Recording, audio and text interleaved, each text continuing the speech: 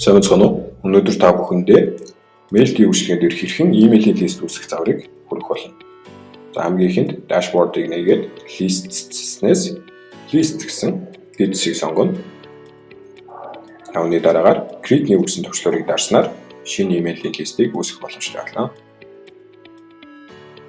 За дараах утас гарч ирэх бөгөөд улаан хоттой эсгүүдийг зайлшгүй бүглэх шаардлагатайг анхаарна уу. Та өөрийн бичиг цонхон дээр очиход тайлбар гарч ирэх болно. За яг тухайн тайлбарын дагуу бүх цонхуудыг бүглэх шаардлагатай.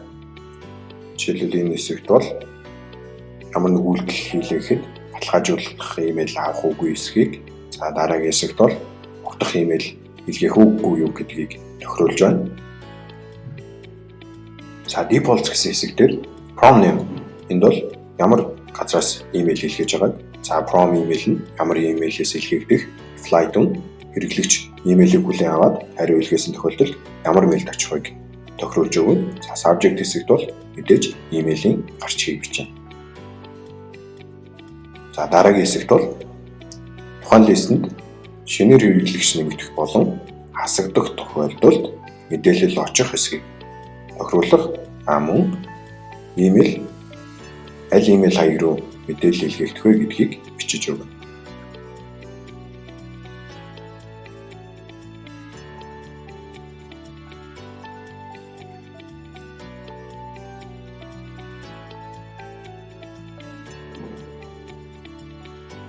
За хамгийн сүүлийн хэсэг бол компани мэдээллийн хэсэг байгаа. Үүнд өөрийн компани мэдээллийг бүрэн зөв бүгэлсэн хэсгийг нэгтлээд Save Changes төвчлөрийг дарснаар имэйл лист маань амжилттай үүсэх болно.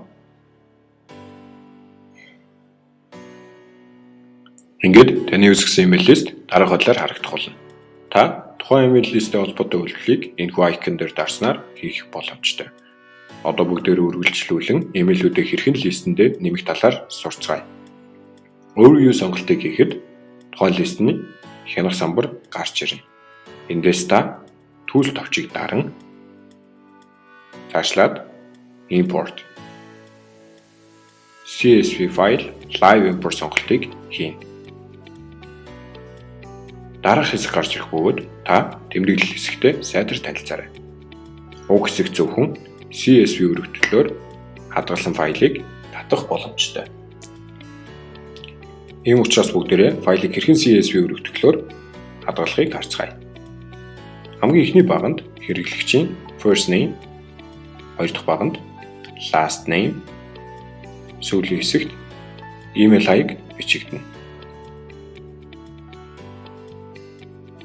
Файлаа хадгалахдаа форматыг нь CSV болгон өөрчилнө.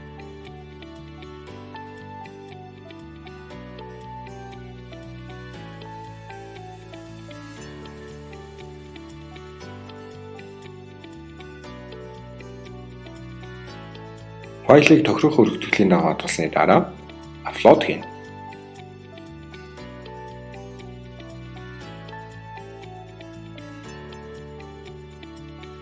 Та импортын үйл явцыг хянах боломжтой бөгөөд зарим тохиолдолд таны бэлдсэн файл дэх имэйлүүд татагдахгүй байх магадaltaй. Ямар шалтгааны улмаас алдаа гарсныг танд харуулах болно.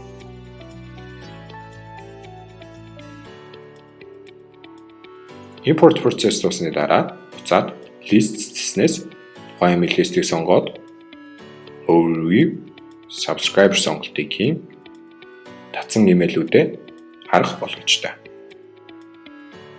Үргэлжлүүлэн та бүхэндээ хэрхэн өмнөх үүсгэсэн листэндээ шинэ хэрэглэгч нэмэхийг заая.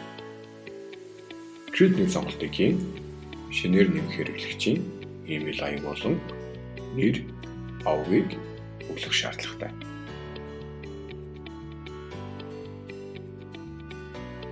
Дээрх мэдээллүүдийг өөрчлөлтсөний дараа хэрэглэгчийн статусыг сонгоно. Хамгийн сүүлд хадгалах товчийг дарснаар тухайн үйлдэл маань амжилттай хийгдэнэ. Та тухайн хэрэглэгчийн урд байрлах айконыг даран тухайн хэрэглэгчтэй холбоотой үйлдэлүүдийг хийх боломжтой.